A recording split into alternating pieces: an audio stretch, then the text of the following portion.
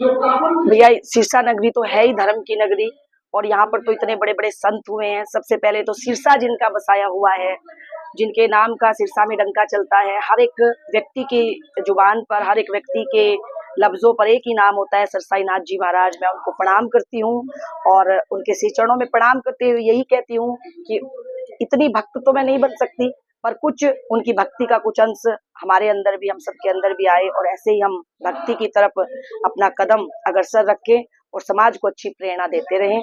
जय हो सरसाई नाथ जी महाराज की। दीदी पहले तो श्रीमद् भागवत कथा चल रही है, इसके बारे में सबसे पहले तो मैं आपके माध्यम से समस्त सिरसावासियों को प्रणाम कहना चाहूंगी, जय श्री राम कहना चाहूंगी।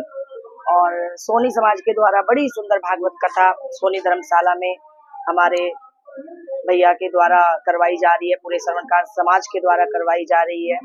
प्रधान हमारे सोनू जी गोरीवाला, जिनके माध्यम से सोनी समाज के द्वारा ये कथा हो रही है। बड़ी सुंदर कथा सोनी धर्मशाला में पूरी कमेटी, पूरे श्रवणकार समाज के सहयोग से बड़ी सुंदर कथा यहाँ पर चल रही है।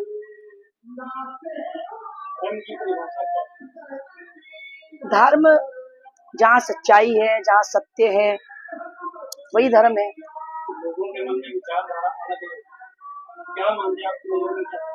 मेरी नजर में जो अच्छे रास्ते पर चले वही धर्म है, जो सच्चाई के रास्ते पर चले वही धर्म है, जो बड़ों का सम्मान करे वही धर्म है। मेरी नजर में ये जरूरी नहीं है, हालांकि मैं कथावाचक हूँ, और फिर भी मैं ये नहीं कहूंगी कि आप पहले मंदिरों में पूजा करो, आप अंधविश्वास में पढ़ो, आप पाखंड में पढ़ो। मैं पहले यही कहूंगी कि अपने घर में बैठे हुए अपने माता पिता की सेवा करो, वही सबसे बड़ा धर्म है। और नई पीढ़ी जो है वो हिंदू धर्म से विमुख हो रही है जी जी। देखिए भैया, मैं ये कहना चाहूंगी कि ये जो भी चीजें हैं ये सब हमारे ही संस्कार हैं कि हम अपने बच्चों को किस प्रकार के संस्कार दे रहे हैं। बच्चा जैसा घर में देखता है बच्चा वैसा ही बनता है, तो ये इसके लिए कहीं ना कहीं हम खुद ही जिम्मेदार हैं। इसलिए हमारा धर्म भी पीछे हो रहा है, और आजकल की जो युवा जनरेशन है, जो यूथ है, वो इन सब चीजों से बहुत दूर भाग रहे हैं।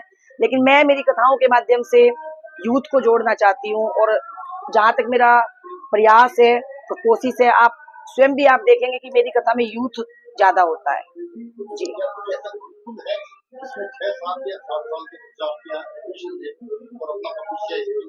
बिल्कुल, हमारे यहाँ बाबा रामदेव जी जो पतंजलि योगपीठ के आचार्य हैं, हमारे यहाँ आचार्य कुलम है, वहाँ पर छोटा सा बच्चा जाता है, उसको जो इंग्लिश मीडियम की पढ़ाई है उसके साथ साथ वैदिक संस्कार, सुबह 4 बजे उठना, हवन में बैठना, बच्चे का शुरू से बचपन से यज्ञोपवीत जो होता है वो सब हमारे यहाँ पर हरिद्वार में उपलब्ध है।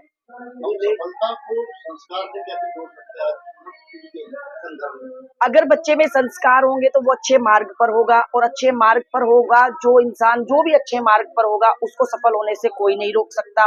और अगर मैं अपनी भाषा में कहूँ तो सरलता ही सफलता की कुंजी है। अगर आपको अपने जीवन में सफल होना है तो आपको सरल बनना पड़ेगा। अगर सफल होना है तो सरल बन जाओ, क्योंकि झुकता वही है जिसमें जान होती है, अकड़ तो मुर्दे की पहचान होती है।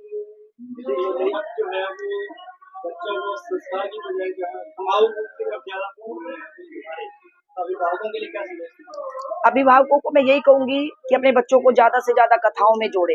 हमारे घर में जब एक छोटा सा बच्चा होता है, वो जब घर के माता पिता को, दादी को, माँ को कथा में आते हुए देखता है तो बच्चा जिद करता है कि मुझे भी जाना है, लेकिन माताएं कहती नहीं, तुम कथा में जाओगे तो तुम बोर हो जाओगे। तो बच्चा बचपन से अपने मन में एक धारणा बना लेता है कि कथा में जाऊंगा तो बोर हो जाऊंगा। वही बच्चा जब धीरे धीरे आगे बढ़ता है, तो बच्चा जब संस्कारों से विहीन होता है तो हम कहते हैं बच्चा बिगड़ गया। तो बिगाड़ा किसने? हमारे संस्कारों ने। तो मैं अभिभावकों से यही कहना चाहूंगी कि ज्यादा से ज्यादा अपने बच्चों को कथाओं में लाएं, कथाओं से जोड़ें, अच्छी बातें सिखाएं। हमारे ग्रंथों में इतनी सुंदर सुंदर कथाएं हैं, अपने बच्चों को उन कथाओं से जोड़ें और अच्छे रास्ते पर अपने बच्चों को चलाएं। समाज की बात करें तो ब्राह्मण समाज अलग है, वाण समाज अलग है, सोनी समाज अलग है, राजपूत समाज अलग है। इसको कैसे सारे समाज को एक संगठन किया जाए? भैया, मैंने अपना कल की कथा में यही बताया कि जातियां हमने बनाई। कल की कथा यही इसी मुद्दे पर थी। कल 3 घंटे मैं इसी बात पर बोली हूँ कि परमपिता परमात्मा ने जो हमारी उत्पत्ति की, हम सब मनु और शत्रुपा के ही वंशज हैं। जातियां भगवान ने नहीं बनाई है, जातियां हमने बनाई हैं। अगर प्रत्येक आदमी ये जान ले कि हम सब, मैं, आप, हम सब मनु शत्रुपा के वंशज है, तो जाति पाति की कोई बात ही नहीं रह जाती। तो आज की जो देश है नशे की तरफ बहुत ज्यादा बढ़ावा दे रही है, उनको क्या मैसेज देते हो जो भी नशे को लेकर? बिल्कुल भैया, मैं तो यही कहूंगी कि भाई नशा नहीं होना चाहिए। मैं तो अपनी कथाओं में प्रयास करती हूँ कि भाई नशा, लेकिन घर का बच्चा जैसा अभिभावकों को देखता है, अगर पेरेंट्स गलत कर रहे हैं, पेरेंट्स सामने बैठकर शराब पी रहे हैं, ड्रिंक कर रहे हैं, मांस मदिरा का सेवन कर रहे हैं, तो बच्चों पर गलत इफेक्ट जाएगा।